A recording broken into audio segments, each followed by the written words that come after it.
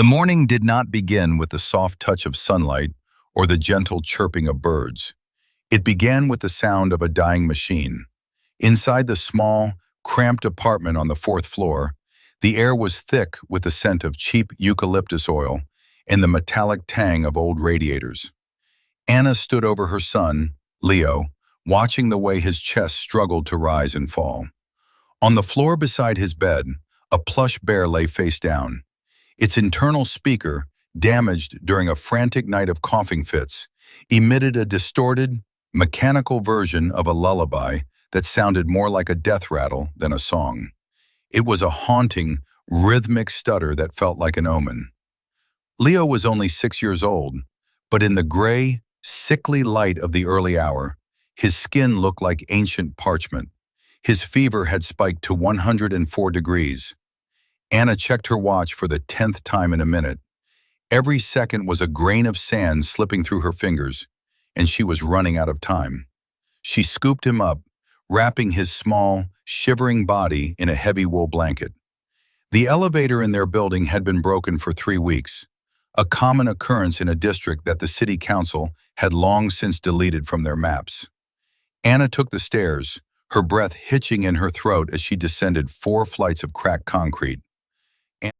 When she finally pushed through the heavy, enrusted fire doors into the underground parking garage, she felt a momentary surge of adrenaline that she mistaken for hope. Her old, embattered sedan was parked exactly where she had left it, but that hope vanished the instant she turned the corner. Blocking the entire exit lane, angled with a calculated, arrogant disregard for every living soul in the building, was a Ferrari the color of fresh arterial blood. It was a machine built for a world Anna would never belong to, sitting idle in the gloom of the concrete cavern. Leaning against its driver's side door was Marco Moretti. Every person in this city knew that face. It was the face of a crown prince who had never been told no. He was adjusting his gold cufflinks, his features illuminated by the cold, pale blue glow of a smartphone. He looked bored, as if the very act of existing in the same air as common people was an exhausting chore. Anna approached him, the weight of her son pressing into her arms. She did not scream. She did not beg. She stood 5 feet from him and told him that her son was in respiratory distress and that he needed to move his car immediately. Marco did not even lift his gaze from his screen. He flicked a speck of invisible dust off his Italian silk sleeve and told her that his time was worth $10,000 a second. He told her that right now, she was wasting his money and his patience. He suggested she wait until his associates arrived in an hour or find another way out through the construction bollards. Anna looked at the bollards, then back at the man who thought he owned the road to her son's survival. In that moment, the fear that had been her constant companion for years did not just vanish. It turned into something far more dangerous. The garage was not empty. Shadows moved behind concrete pillars as neighbors, delivery drivers, and the building's janitor began to gather. They watched with bated breath, their eyes darting between the woman with the sick child and the man who carried a name that functioned as a death warrant. The air grew heavy with the unspoken terror that the Moretti family commanded. Marco finally looked up, his eyes as cold and hollow as empty shell casings. He laughed, a short, sharp sound that echoed off the low ceiling like a gunshot. He told her she was lucky he did not charge her for the privilege of standing in his shadow. Anna did not respond to the insult. She turned and walked back to her sedan. With a chillingly steady hand, she placed Leo in the back seat, strapping him in as if this were just another ordinary morning. Then she walked to her trunk. She did not reach for her phone to call the police. She knew the local precinct was just another branch of the Moretti Corporation. Instead, she reached past the groceries to the very bottom of the trunk. There she found a 15-foot industrial hauling chain. It was rusted, heavy, and smelled of the shipyard where her father had worked for 40 years before the syndicates broke him. She dragged it out onto the concrete. The sound of the iron links screaming against the stone was the only warning she gave. Marco watched with a smirk, thinking she was going to swing it at him, a desperate gesture he could easily punish. He was wrong. Anna dropped to her knees by the front tire of the Ferrari. She worked with the grim, silent efficiency of a woman who had nothing left to lose. She looped the chain through the intricate spokes of the custom wheel. The rusted iron groaned against the pristine red paint, carving a deep, jagged silver scar into the car's soul. Marco lunged forward, his face twisting into a mask of shock and rage, but Anna stood up before he could reach her. She did not flinch. She did not back away. She wrapped the other end of the chain around a massive steel and concrete support pillar and snapped a heavy brass padlock shut. The garage fell into a silence so absolute it felt like the world had stopped breathing. Marco was paralyzed, staring at his chain prize. He began to scream threats, promising to burn her life to the ground, but Anna stepped into his personal space. She was so close she could smell his expensive cologne. Her voice was a whisper, cold and sharp as a razor. She told him that his car was no longer a vehicle, but a piece of public art dedicated to his own failure. She said that if he tried to drive, he would tear his pride apart, link by link. She told him that while he was playing at being a god, she was just a mother, and that made her the most dangerous thing he would ever encounter. She pointed to the crowd. Dozens of cell phones were out, their lenses reflecting the image of the prince of the city, trapped by a woman with grease on her hands. Anna told him that the social contract was the only thing keeping the people from showing him exactly what they thought of his family, and he had just shredded it. Without waiting for a reply, she got into her car. She backed it up, using every inch of the narrow space, and squeezed past the rear of the Ferrari.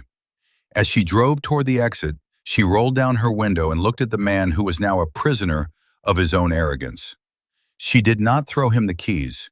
She held them up for the cameras to see, then dropped them down a sewer grate with a final, metallic splash. The drive to the hospital was a blur of red lights and adrenaline. By the time the nurses took Leo from her arms, the video was already being shared by thousands. It was a wildfire of digital defiance. Anna sat in the waiting room, her hands still stained with the rust of the chain. She watched the news on the wall. They were calling her the Red Chain Mother. But as she watched the footage of Marco's face, she realized the magnitude of what she had done. She had not just moved a car, she had challenged a theology of power. 3 hours into the wait, a man in a charcoal suit sat down in the plastic chair next to her. He did not have the loud arrogance of Marco. He had the quiet, terrifying gravity of someone who actually held the strings. He placed a leather briefcase on his knees and offered her $50,000. He told her it was a gift, a way to settle the misunderstanding.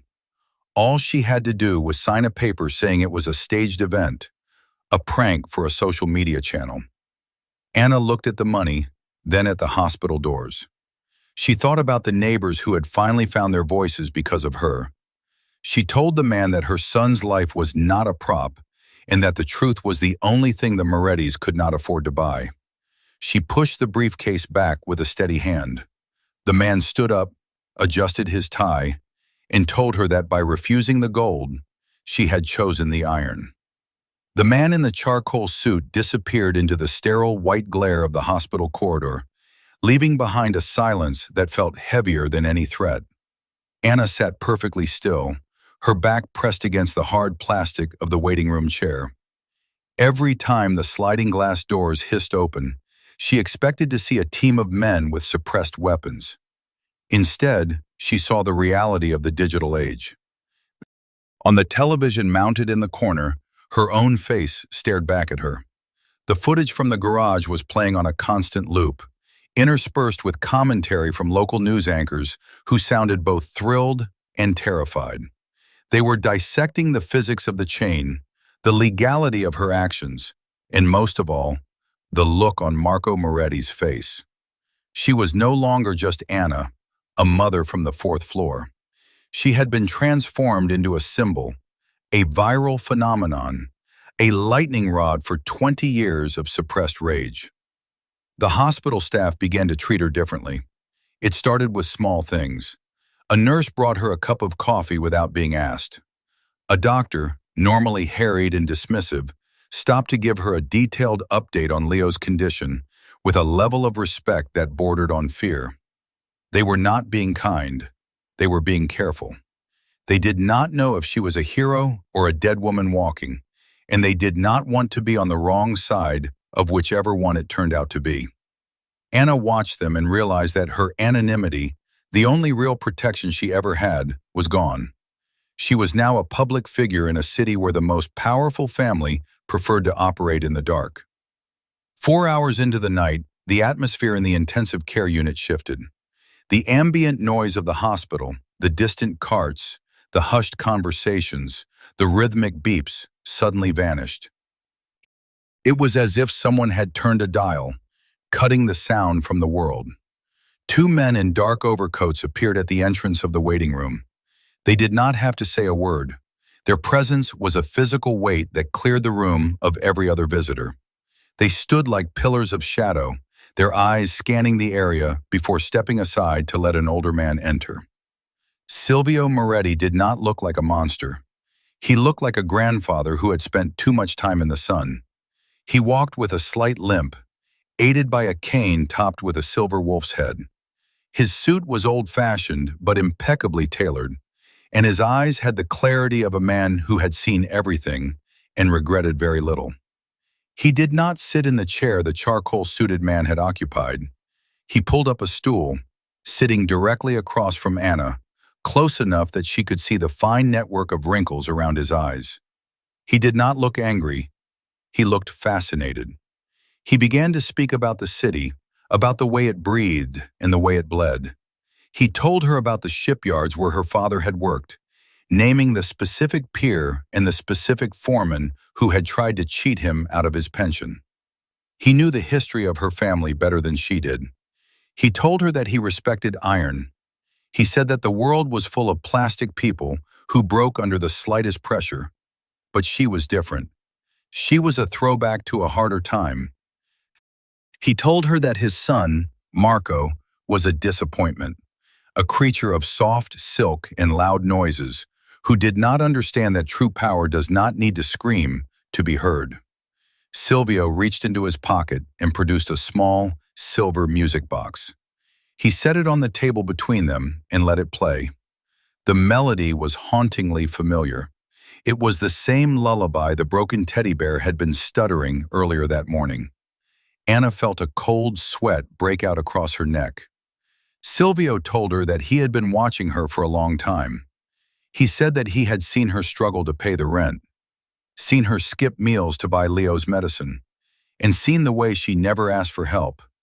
He said that a woman with her spirit belonged in a different life. Then he leaned forward, his voice dropping to a gravelly whisper. He told her that he had already taken the liberty of transferring Leo to a private wing of the hospital.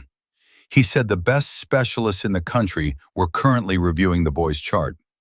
He told her that the hospital bill was no longer her concern. Anna tried to interrupt, to tell him she did not want his charity, but Silvio held up a hand. He said it was not charity, it was a debt of honor. He said she had done him a service by exposing his son's weakness before it could cause real damage to the family business. He stood up, his joints popping in the quiet room. He told her that he had a gift for her, something to replace the old sedan that had so unfortunately caught fire in the parking lot just 20 minutes ago. Anna's heart hammered against her ribs. She looked out the window and saw a column of black smoke rising from the back of the hospital lot. Her car, her only way to escape, the last thing her father had left her, was a charred skeleton. Silvio placed a set of keys on the table. They were the keys to the red Ferrari. He told her that the city needed to see her driving it. He said that from this moment on, everyone would assume she was under his protection. He had already leaked the story to the press that she was his personal consultant, a secret enforcer of family discipline. He told her that by humiliating Marco, She had not destroyed the Moretti name. She had reinforced it. She had shown that the Morettis were so powerful they could afford to be corrected by a woman of iron. He whispered that she was now a part of the family, whether she liked it or not. If she tried to deny it, no one would believe her. If she tried to run, she would find that every door was locked from the outside. As Silvio walked away, the hospital lights flickered and returned to their normal, harsh glow.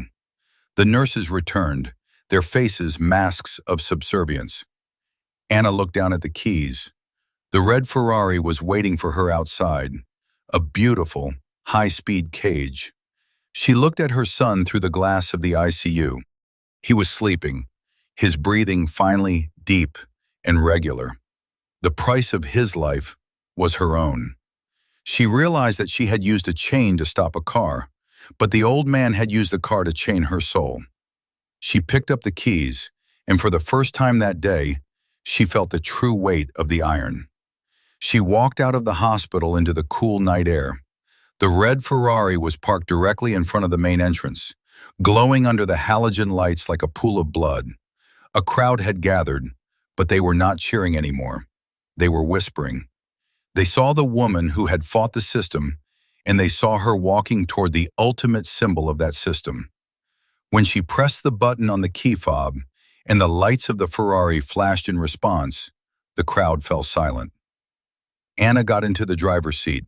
The leather was warm, the smell of luxury thick enough to choke her. She started the engine, and the roar of the supercar felt like a scream that would never end.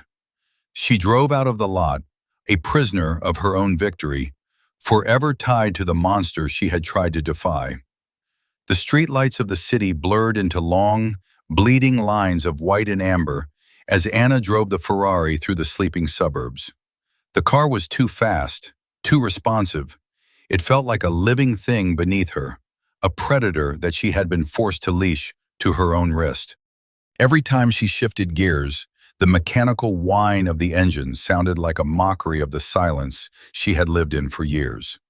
She was driving toward the only home she knew, but the closer she got to the fourth-floor apartment, the more she realized that home no longer existed. The woman who had left that building 5 hours ago with a dying child was gone. In her place was a ghost in a red supercar.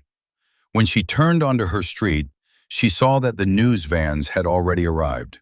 Their satellite dishes reached into the rainy sky like skeletal fingers, and their bright floodlights turned her humble neighborhood into a movie set. As the Ferrari approached, the reporters surged forward, their microphones thrust toward the windshield like spears.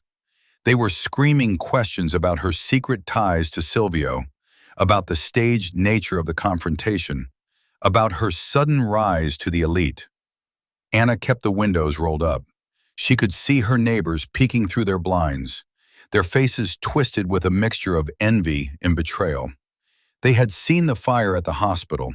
They had seen her get into the car. The narrative was already written, and no amount of truth could erase it. She parked the car in her old spot, the red paint looking violently out of place against the cracked concrete and oil stains. As she stepped out, the flashes of the cameras were so intense they felt like physical blows. She did not look at the reporters. She did not look at the cameras. She walked straight to the entrance of her building, her hand gripping the heavy iron keys so tightly the metal bit into her palm. On the front door, someone had already spray-painted a message in jagged black letters. "How much did he pay for your soul?" Anna did not stop to wipe it away. She climbed the stairs, the sound of her own footsteps echoing in the hollow stairwell. Inside her apartment, the silence was absolute. The broken teddy bear was still lying on the floor, its synthetic heart finally quiet. Anna sat on the edge of Leo's empty bed and looked at her hands. They were still stained with the rust from the chain, a mark of the moment she thought she had won. She realized then that Silvio Moretti did not play a game of strength. He played a game of mirrors. He had not punished her with violence because violence would have made her a martyr. Instead, he had punished her with a gift, turning her into a villain in the eyes of the only people who ever cared about her. He had isolated her in a world of luxury where his was the only hand she could hold. The burner phone Silvio's man had left in the car vibrated in her pocket. There was a single message from an unlisted number. It was a photograph of the sewer grate where she had dropped the keys to the padlock. The grate had been removed, and the keys were sitting on a velvet cushion. Below the photo were the words, "Nothing stays buried forever." Anna felt a chill that had nothing to do with the rain. It was a reminder that even her smallest acts of defiance were owned by the family. They had retrieved the keys as a trophy, a memento of the day a common woman tried to chain the wind. The next 48 hours were a slow descent into a gilded purgatory. Every time she left the building to visit Leo at the hospital, the black SUVs followed her at a distance of exactly 30 feet. They did not interfere, they simply existed, a constant reminder of the perimeter Silvio had drawn around her life. At the hospital, Leo was recovering with miraculous speed. He was in a suite that cost more per night than Anna made in a year. He had his own private nurse and a television that played every cartoon he ever wanted. When he saw Anna, he smiled and asked when they could go home. Anna could not tell him that they had no home to go to. She could not tell him that his health was the currency Silvio used to buy her silence. On the third night, a knock came at her door. It was not the rhythmic, heavy knock of a debt collector or the frantic tap of a neighbor. It was a soft, deliberate sound. When Anna opened the door, she found Marco Moretti standing in the hall.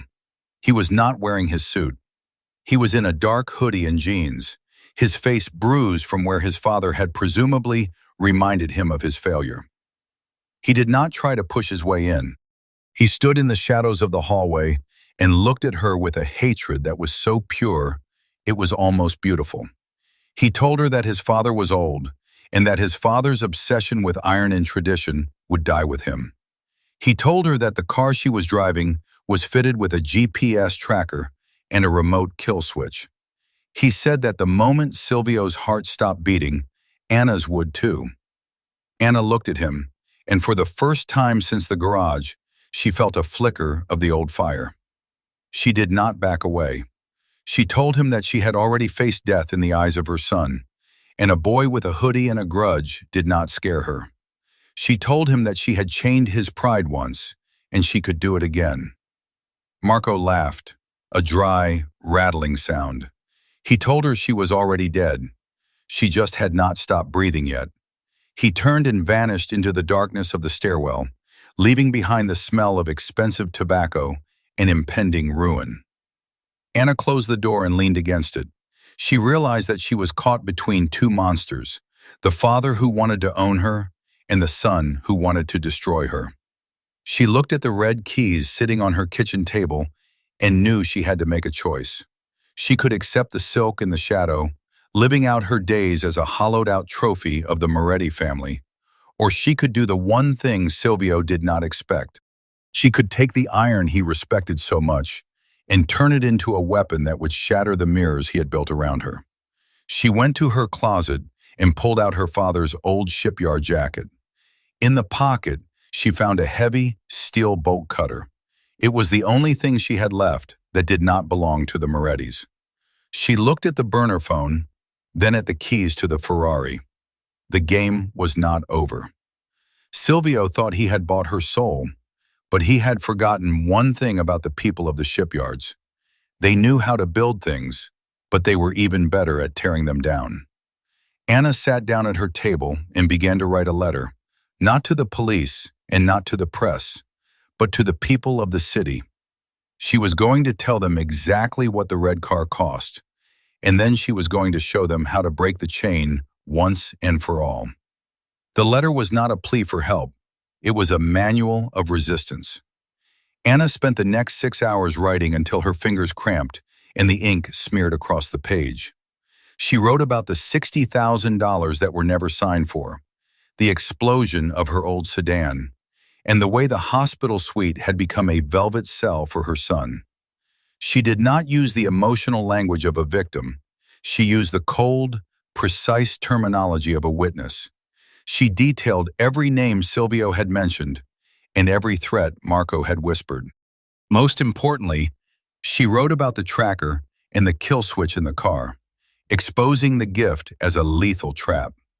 She was not just telling a story, she was providing a map of the Moretti infrastructure.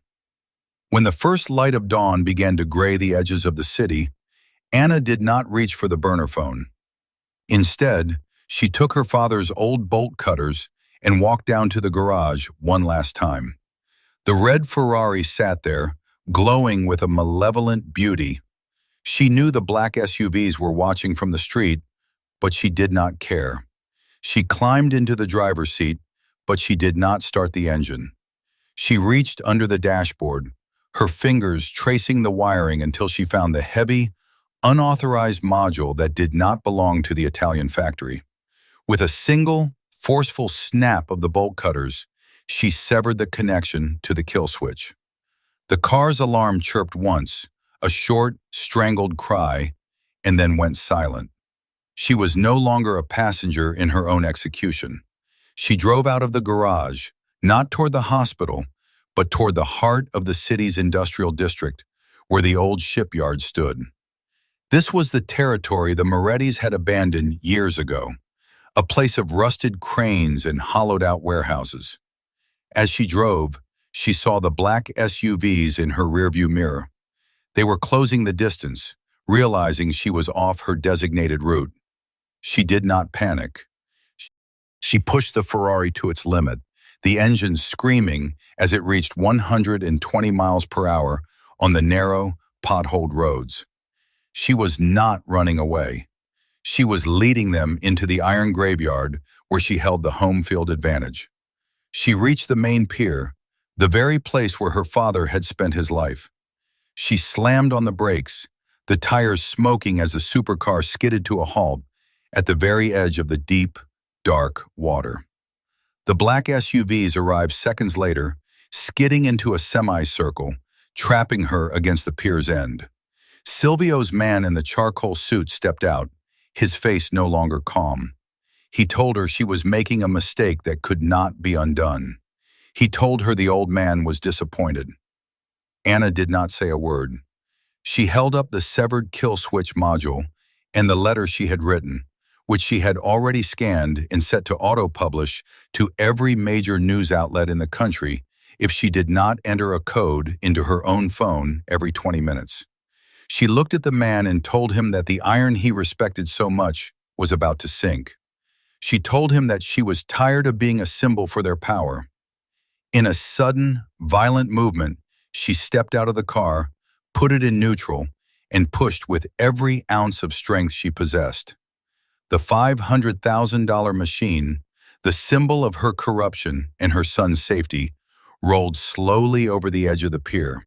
It hit the water with a massive, echoing splash, sinking rapidly into the silt and darkness below.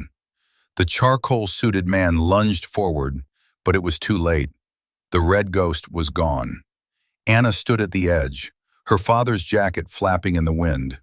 She told the men that they could kill her now, but if they did, the letter would publish immediately, and the city would see the evidence of the hospital's complicity and the arson. She told them she had already moved Leo. In the middle of the night, with the help of the same janitor Silvio had overlooked, she had smuggled her son out of the private wing and into a charity clinic under a different name. The Morettis had spent so much time watching the front door that they forgot she knew the service entrances of this city by heart. The men in the suits hesitated.